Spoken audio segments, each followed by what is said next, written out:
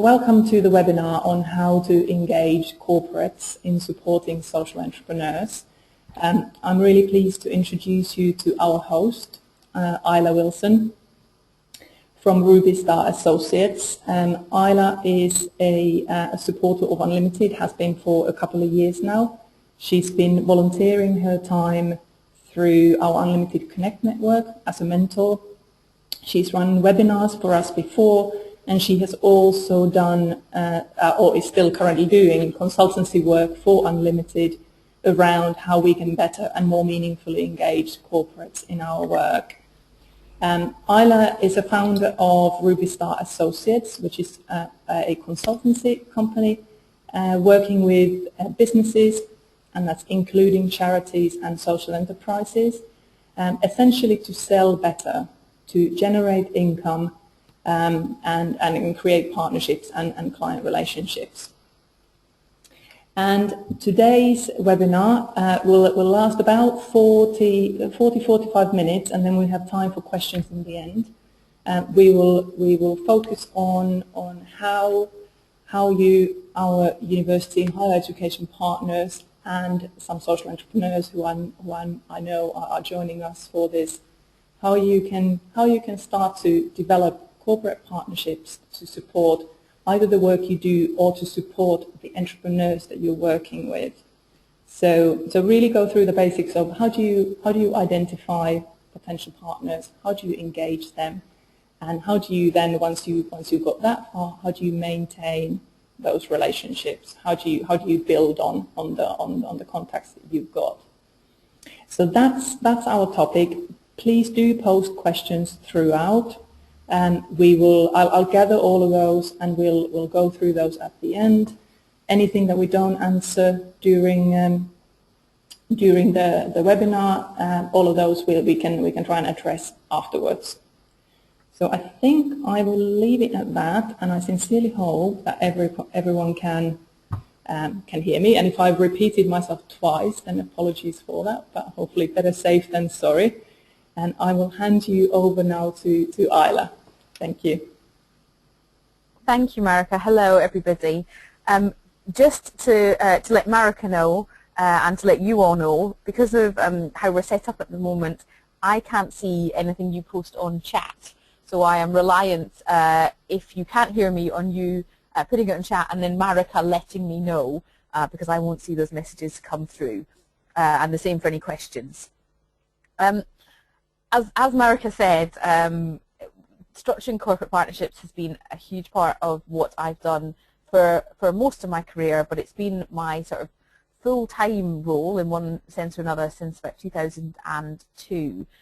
Prior to that, I sat on the other side of the fence in a corporate, so a little bit of a poacher turned gamekeeper for me, and I've been very, very involved throughout my career with social enterprises and charities, and have become very kind of stressed really to see how some partnerships end up, and that for lots of those partnerships end up with a very uneven balance, and that at their core too many, I would say, corporate partnerships between non-profits and corporate organisations are sort of really mainly about large cardboard checks, and I think that when it's done well it offers so much more.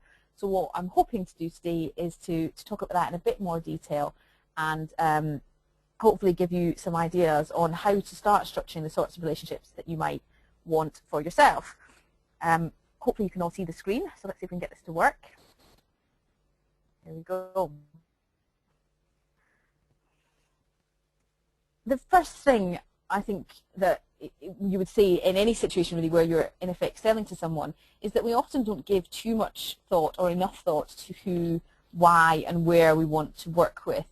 I'm really often approached by organisations from the starting point of saying we want more corporate partners, but without necessarily a great deal of thought as to why, what that will bring, what the alternatives are, and what kind of partners are likely to be interested.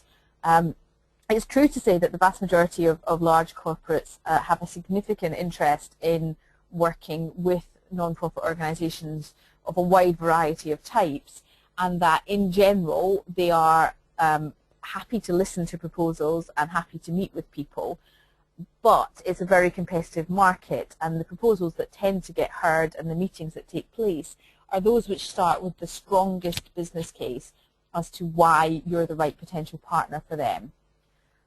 One of the issues that I think comes up again and again is that we tend to forget to think of this as a kind of service relationship as we would with any other contract. So I would always start by thinking what it is that you have to offer. It's usually relatively easy to know what we would do with the money if we got it, but we need to be able to articulate to any potential partner what it is they're getting in return for that.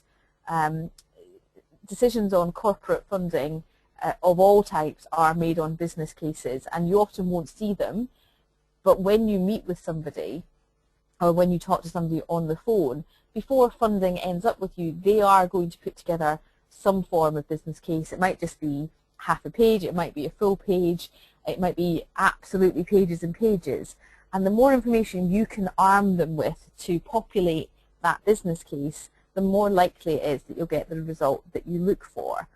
There are lots of things that corporates do want, and there are lots of ways of you providing that as a service. Classically with universities, of course, a lot of what they've wanted has been research, access to research or access to research teams, and that's still a very strong driver. Increasingly though, what some corporates are looking for is access to the people that you work with.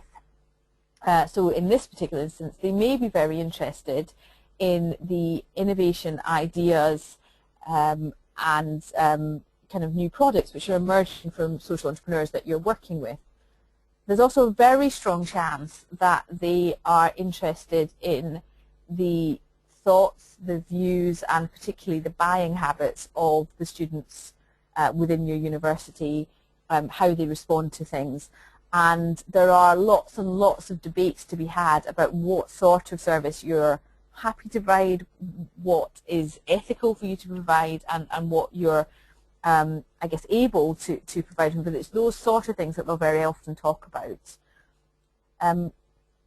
Publicity, positive PR, is a strong driver for corporates, but it's not so strong that they will usually do things just for that reason.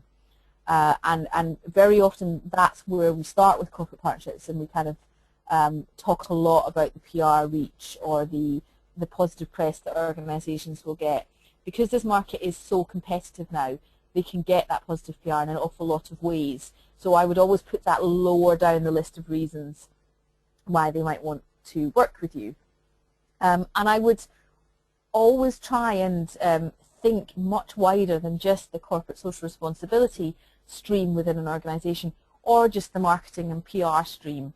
There are, in most large corporates, so many different departments doing different things. There's a very good chance they barely know what each other are doing, but you can usually get a pretty good feel for what they're working on from their Twitter feed, from their LinkedIn updates, and often just from their website. So if you have something to offer which you think fits with something that they're doing, go directly to that department where you can, rather than go through the corporate social responsibility or the marketing contact. Often those people only have access to pretty much the same information as you, so what's available online, and it can be much faster to kind of navigate your own way through an organisation than to rely on people internally to do that. That's particularly true where you can provide a specific service. So if, for instance, as a number of large organisations have at the moment, you wished to kind of link your social entrepreneurs that you're supporting in with an open innovation programme that a company were running, or an innovation challenge, it would be much better to do that through that department than try and get in a different way. And it's amazing really how independently the departments of some organisations do operate. To the extent that I work with a number of PLCs where internal departments and different kind of business parts within that group will compete against each other for the same contracts, and that's actually not as uncommon as well, that I would think it should be. always have a look at the Work With Us page that most companies have to see what services they're particularly looking for. It's really interesting what comes up in those, particularly opportunities to be consultees or members of working groups and panels that they're holding, often in a paid capacity, or to be involved in market research that they're undertaking. And that can be a great way to get in with a new organisation. As I said at the beginning, before you sort of start to work out really who to talk to, you need to work out what you have to offer. And it's such a good discipline to get into the practice of always writing the business case, and where you can, quantifying that. It doesn't need to be a great big huge document, just a very simple statement from a corporate partner's point of view as to what it is that they're getting through this partnership, and some way of quantifying that. So whether you can put a value on that, which you can kind of show you're working on, so you can explain why that value is attached to that thing, or whether you can draw from the specific impacts or outcomes that other partners who've worked with you in the past have obtained. Really being very clear that you are going to them with a strong offer not only makes it easier when you talk to someone, but it can also really help if you feel anxious about making calls or about networking, because you start from the point of view of being very, very clear of the value that you're bringing to the table. When you know what you are offering, it should then be much easier to choose a partner. And I would say there's a kind of a note of caution maybe when it comes to choosing a partners. There are some brands and some organizations that tend to spring to mind more quickly for certain things, and those organizations become very, very oversubscribed very quickly. So if you start looking at just one partner, you're more likely to fall into that trap. Try and brainstorm as many different possible corporates as you can who may be interested in it, and potentially consider starting with the second or third that sprang to mind rather than the first. So for instance, when we talk about issues around, for instance, older people in the workforce, a lot of people on that issue would go straight to either SAGA because of their association with older people, or to B&Q because of their reputation for actively promoting older people in the workforce. There are likely to be a number of other brands who are interested in that, and they may, for instance, include life insurance companies who have an active interest in keeping people in employment longer, as that reduces their likelihood of claiming. Those organizations typically will get far fewer of those approaches than the kind of the names that you spring to first. One of the hardest things to do in just about any kind of market, and this is, this is a market really, is to differentiate yourself from your competitors. And we have an exercise that we do with lots of people to help them get around that. And I'm actually going to ask you to do it now, just where you're sitting. So if you can access a pen and pad, I'm going to give you just a few seconds to try and write down sort of 3 to 5 words that define what's different, special, or unique about your organization. So I will go quiet now just for a while you do that. If you can just write those 3 to 5 words down, I'll tell you what we're going to do with them next.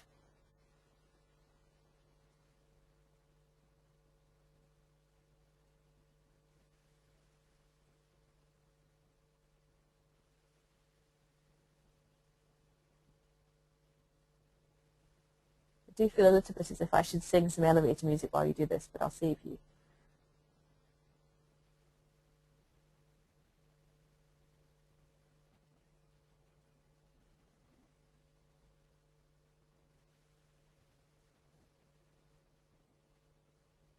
Okay, hopefully you've all got at least a couple of words down on that list. What I'd like you to do is, for each of the words that you chose, right next to it, the opposite of that word. So if you wrote innovative, right next to it the word dull or uninnovative. And if you wrote that you're professional, write down unprofessional next to it. One of the things that I guess we all hear most often when it comes to sales and selling is about the need for a unique selling point, a USP, and some form of differentiation. A lot of the things that we hear a lot about selling and building partnerships and business development are actually not based on very good evidence, and in many cases aren't even really true for how people operate nowadays. Unfortunately, the one about USPs and differentiation is, and we know that the more differentiated you can make your message, the easier it is for someone to make a decision as to whether you're the right partner for them early in the process. We also know that distinctive messages are more memorable and therefore tend to travel further. So people are more likely to tell someone else your message if it's distinctive to them. The thing about making decisions sooner in partnerships is really, really critical, because the purpose of any activity of this type isn't to convert people, it's not to convince people of your way of thinking, it's to find partners who want what you have and who share your values and are interested in the same things. And that means that the more you can articulate the essence really of what you're like as a partner, what you're like as an organization, the more effective the partnerships you build are likely to be. It also means that people who are never going to be the right partner for you can self-select themselves out of the process really early on, which saves everybody involved lots and lots of time. When we talk about differentiation, we tend as people and as representatives of our organizations to overestimate how different we are from our competitors.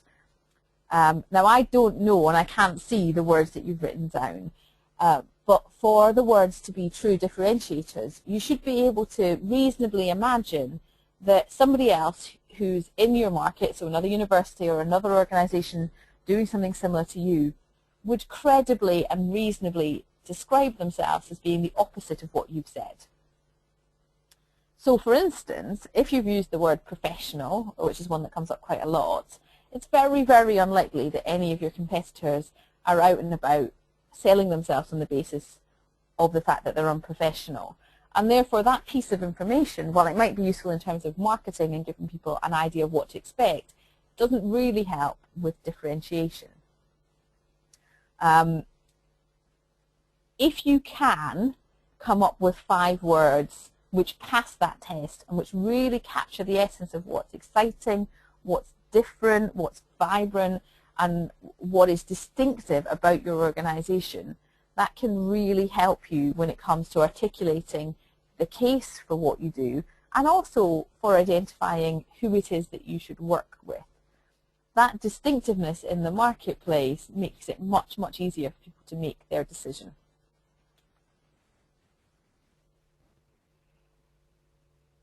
When you know who it is that you're going to talk to and you have a kind of short list of a few different people, then you have to approach somebody.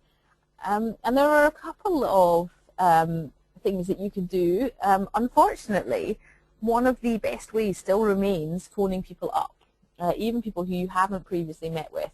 So yes, it's brilliant if you happen to know someone already, and it's great if you know someone who knows the right person and they can introduce you. But if you don't, picking up the phone and trying to speak to them, even if you have to go through switchboard, can be a really, really effective way of getting to speak to the people that you need to. One organization that I was involved with did some kind of sample testing on exactly that. So they used the phone to talk to corporates that they'd never spoken to before. They were a quite small and unknown organization. And with a very limited amount of time devoted to it, probably I'd say less than a day a month, in a year they were able to raise £1.3 million worth of corporate partnership funding just by, in effect, cold calling targeted corporates with a strong offer. when you know who you want to talk to, one of the most effective ways to talk to people on the phone is something that we call neophyte skills. And we call it that because of a study from 2003 in Harvard Business Review called How to Pitch a Brilliant Idea, which is based on the research of Dr. Kimberly Elsbach. And she looked specifically at how Hollywood film companies chose who to invest in for film ideas. And she witnessed a huge number of pitches and tracked the successful behaviours. Her study talks about lots of things, but among it, it kind of categorises the successful behaviours into 3 types. And one of them is this idea of being a neophyte. So neophyte sales is very, very different really to the behaviours that we classically associate with sales behaviours. Lots of classic sales behaviours are about leadership and hierarchy and kind of setting yourself up in a position where people want to follow you. They rely heavily on being very articulate, very certain and very definite, and when they're not done well can also kind of verge onto the sort of aggressive side. Neophyte behaviours are very opposite to this, and they're about co-creation of ideas and asking for help and being quite a lot more human. So to give you an example, when people are trained to cold call, classically they're trained in a kind of bluster approach. So they'll be told, you know, to ring somebody up. When the receptionist answers, they might say, "Hi, I'd like to speak to Joe Bloggs, please," and the receptionist will say, "Will they know what it's regarding?" And your kind of classic salesperson will bluster the way through, say, "Yes, yes, please put me through," and rely on that assertiveness to carry the can. A neophyte would respond very, very differently. So if they phone up and a receptionist says, "Hi, can I help you?" a neophyte is very likely to say, "Yes, yeah, I hope you can." And they might say, "I'm not sure who I need to talk to. The name I have is Joe Bloggs. Can I tell you a little bit about what it is that I'm phoning about so you can let me know if they're the right person?" And done well and with the right receptionist, that can be a really, really effective technique, because you're not triggering all those defenses that we get when somebody aggressively cold calls us. You're asking for help, which is actually something that we're programmed to respond to. It's very hard to refuse people's requests for help, even people that we don't like or don't want to help. We find it quite hard to deal with that situation. But you're also building an internal ally in an organization, and it's amazing in that situation the information that you will be given on occasion. So they may well say, "Well, actually, yes, it is Joe Bloggs you need to speak to, but Joe isn't in the office just now, and anyway, she never checks her emails, and she doesn't really respond to messages, but I've got a meeting with her on Monday. Can you tell me what it's about?" And I'll relay that information to her. That's a situation that I've had recently quite commonly. Or they may say, "Well, actually, it's not Joe, it's so-and-so who does this. This is their email address. Can you send them some information through?" And before you know it, you can have a sort of internal champion helping you to speak to the people that you want to speak to. Neophyte skills also work really well face-to-face in meetings, and they can work really well actually even in quite a formal pitching situation. The reason that we talk about them a lot, and the reason that I really like them, is that for lots of people who haven't got a really comfortable relationship with sales and selling, the idea of behaving in that way can feel a lot more comfortable. There are a couple of factors at play in any situation like this where partners are kind of scoping each other out and trying to work out if they're getting what they want out of a deal. One of them is our own internal kind of anxiety about how we feel about selling, how we feel about business development. But the other factor is how anxious the other person feels about being sold to. And using these very gentle, very human neophyte skills can reduce both of those anxieties, which can mean that the meetings are much, much more productive. The final thing in terms of making a move and who to target is that LinkedIn is amazing for this.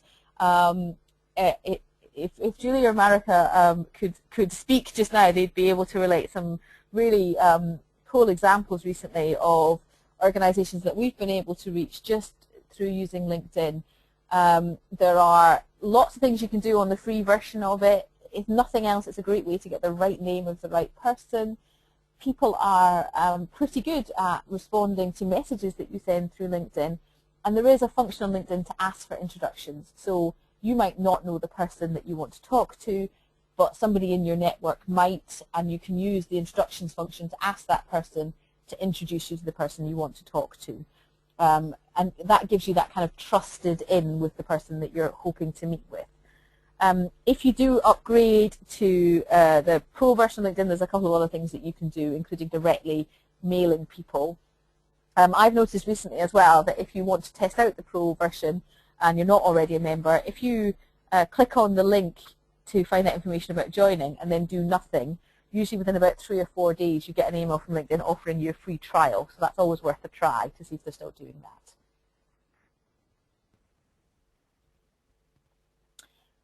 When you've met with someone and you've worked out that you think there might be something in it, write down what's in it. It sounds so simple, but it's so important to have a document that outlines for each partner what it is they think they're getting out of this arrangement. And that document needs to be quite unashamedly from your organization point of view. So really think about what this partnership has to deliver for it to be successful for you, and allow your partner to do the same, and be very, very clear about what it has to deliver for each of you. Sometimes it's quite tempting to skirt over that, but it doesn't take a genius to work out that not being clear about what each partner wants to get at the beginning of a partnership can make it much harder to keep it going in between. I am a big fan of writing things down all the way through the process. So start with that kind of statement of what you want to get from it. If you then go ahead to develop a proposal, either together or individually, you can check back to that document to see whether it is going to achieve what you think it is. It's also really powerful once you have a partner's statement of what they need to get from it to be able to write a proposal that directly demonstrates how that will be delivered. If you then agree that you're going to do something together, put together a package of support that they're going to provide, or some money in exchange for certain deliverables or kind of events or whatever it is, keep writing it down. Keep the conversation going on paper, because when partnerships don't go so well, it's often because you have one partner saying, "I thought this," or "I thought this," or "we said this." Having an explicit written record of what you were each going to deliver prevents that from happening. What you don't want to do is have to get that out and say, "No, look, this is what we said." At that point, often a partnership will already be damaged. But the process of sharing early on what you both want at least makes those views and those opinions explicit somewhere.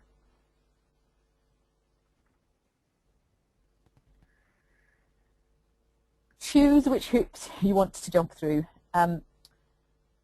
Getting money from corporates is really exciting, and it's really fun, and it can allow your organization to do lots of things that it couldn't have otherwise done.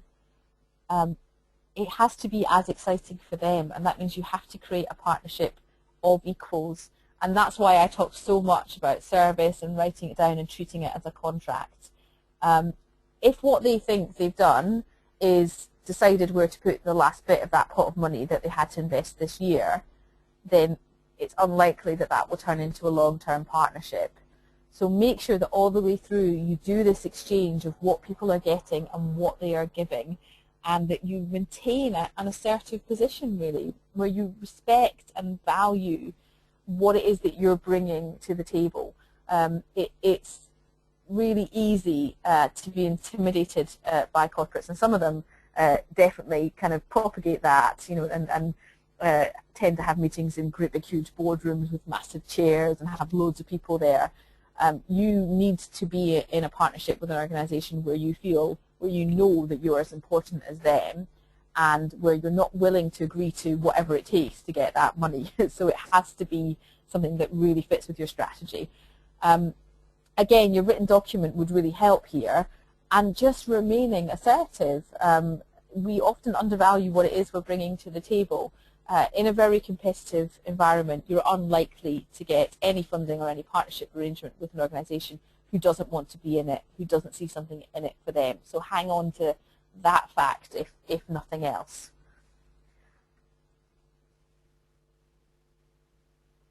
And I think that's the last slide. Are we there? I think we are. There was just one more thing I wanted to say, which is something that comes up again. Once we have partners, don't forget about them. When you arrange how you're going to work together, make sure you structure in regular time together so that you can review those written documents, review progress, talk about what's going well, talk about what's not going well, and treat them as you would kind of, any other kind of valued partner. One of our top tips for maintaining partnerships is a thing called a statoi, which some of you may remember from an advert a long time ago, which is a saw this and thought of you. The better you know your partners and what they're doing and what they're interested in, the easier it is to do this. But if you just every so often see an article or see a book or see something that you think will be of real interest to a partnership organisation, invest that £5 or £6, buy it and send it to them, and keep that relationship two-way, keep it going, keep it in their minds, and make sure that you do have regular meetings and that it isn't something that kind of just drifts off over time. I think that was all I was going to say kind of content-wise. Marika, do we have questions? Thank you, Isla. Thank you. I have got a couple of questions, and also I have some questions for you, which hopefully will sort of resonate with people who are listening as well. Okay. So on the basis of that, everyone, do please keep your questions coming, and you can also obviously ask them afterwards if you like.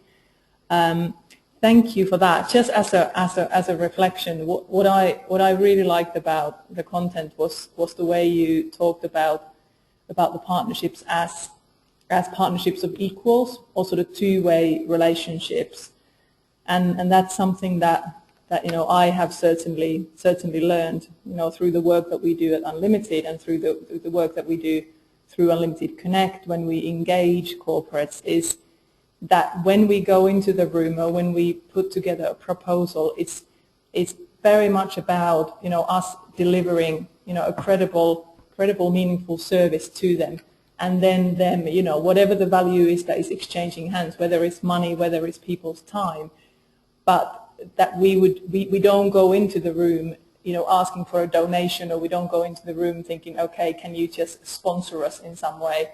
That it feels much more it feels better from a personal perspective as well, going into the situation the way you were describing, Isla, in that, yes, I've got something of value to offer, and then the conversation starts. So something useful to bear in mind. But the question I wanted to ask was, if one is quite new to developing corporate partnerships, where would you start by sort of looking for people and maybe meeting them? Are there I don't know, do you have any suggestions for events? Or I know LinkedIn is obviously a really good place, but would there be places where you might be able to bump into the right people and start to develop the relationships in that way? Yes, there are. When it comes to meeting corporates, traditional networking or networking groups is rarely going to work, because too often the person that you need to talk to is way too busy to be out networking. I've found that conferences can be really, really effective places of meeting the right people, and they're not that cheap to attend is the problem. So when you do go, you really, really have to make the most of it. I would say if you're going to attend, say, a big expo, things like the Responsible Business Summit, anything like that, which is about corporates who are there because they want to hear about how to behave more ethically and sustainably. For a day at one of those, I would usually spend at least a day, a full day of preparation, researching who the speakers are, researching what those organisations are already doing, if you can, finding out who's going to be there as attendees, making a list of who you might like to talk to. Then obviously you have the day yourself, and I would say it's then at least 2 days of follow-up. So that is emailing information to people that you've met based on the conversations that you've had with them, even emailing people that you didn't get to meet that you would have liked to and asking if you can have a coffee or a phone call at some point. And for most people, and I put myself in this category, all 4 of those days are going to be pretty excruciatingly horrible because it's a really, really uncomfortable setting, but it can be massively productive, and conferences tend to sort of make me want to go and hide in a cupboard a bit because they can be so full on. But if you really do throw yourself into it and just accept that you're going to have to start conversations with strangers, you're going to be in a relatively unnatural setting, it can be a fantastic way to develop a network of corporate contacts. That's great, thank you. Another question was, are you likely to alienate the CSR team or CSR department by approaching other business areas in a company? It's a risk, but it's actually quite a small one because they usually don't know what's going on elsewhere in the company.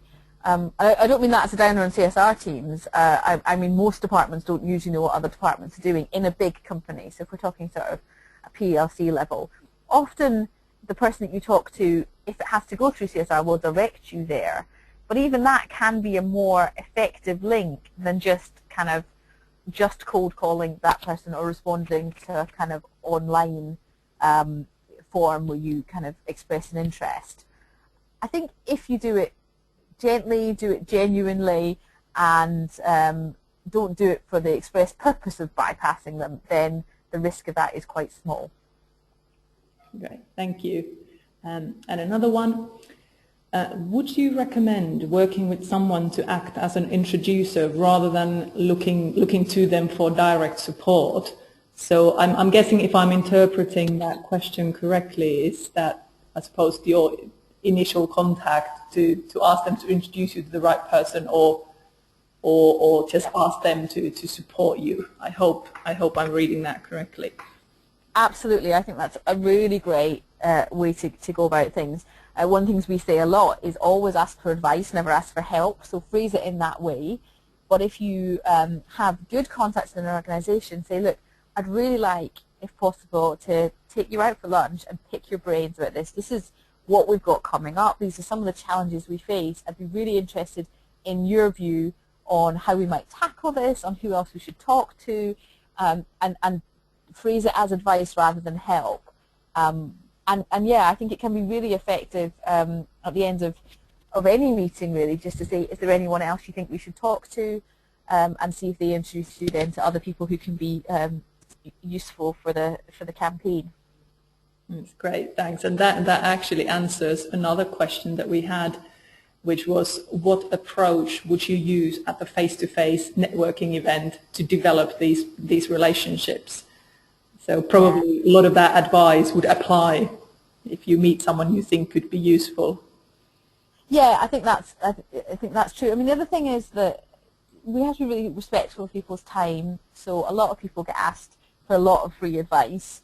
I would always kind of trade that offer off by saying, you know, let me take you for lunch. Sometimes don't take you up on that bit of the offer, but it's part of establishing that relationship of equals. In fact, sometimes, and it depends very much on the setting, but sometimes you can find ways to kind of ask them for the advice otherwise. So if they're running webinars or if they're hosting LinkedIn chats for their organisation, you can use that as a way to get that advice. But yeah, in general, I'm a big fan of taking people out for a coffee or a lunch and using that as an excuse to pick their brains. Great. Thanks. Really important if you do that, actually, to always ask them what you can do for them, if there's anything that that you can do that can be of use to them and what they're trying to do, again, to keep it on an equal footing. Brilliant. And another question was quite a wide one potentially, but I'll put that to you anyway. I'm very new to developing corporate partnerships. How should I start? Start with the exercise that I talked about. Get those 5 strong differentiators about what it is that you do that is different from other people, from your competitors. And I don't know if that question whether you're a social entrepreneur or a university, but sometimes we think we don't have competitors. and that's rarely true. So anybody who may be competing for the same funding, anybody who is competing for the same attention from the same people. So, you know, if you, you know, I work with an organisation who run fashion workshops for kids, but we aren't competing with the other companies that run fashion workshops for kids because they're not in our area, but we are competing with a whole load of other organisations who run activities for kids. And so think quite widely. When you know what's different about you from then I would start to kind of make that case and think, well, what is it that I have to offer to a corporate? And the kind of the blunt side of that is, if you can't do that, if actually you don't feel you have anything to offer them but you still need their money, then that isn't a partnership. It's not about corporate partnerships, and it may be that you can find a grant to fund that. There may be other ways of doing it, and some organisations do have foundations that give grant funding, but it won't be likely to be a long-term partnership that develops over time. Brilliant, thank you again.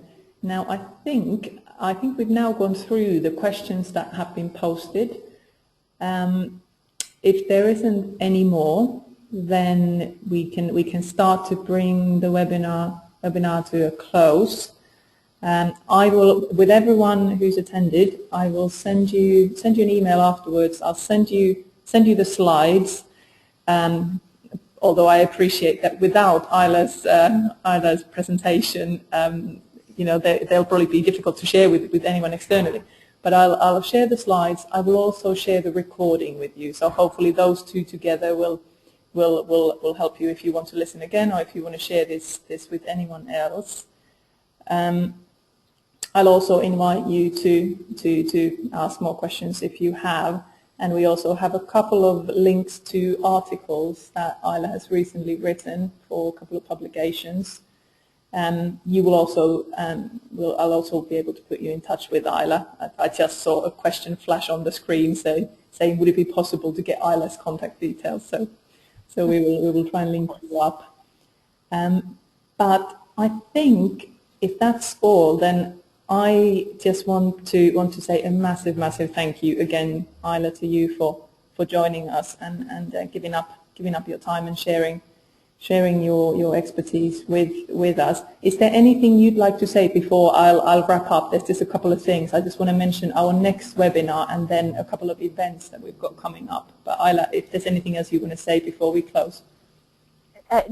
No, other than thank you for having me. I'm really happy for contact details to be shared. If you have questions, either send them to me direct or send them to Marika, and I will try and respond to them. And if you have questions that you think of suddenly, we can often be found messing around on Twitter at RubyStarTweet, and we answer questions on there as well. So yeah, feel free to bombard us with questions.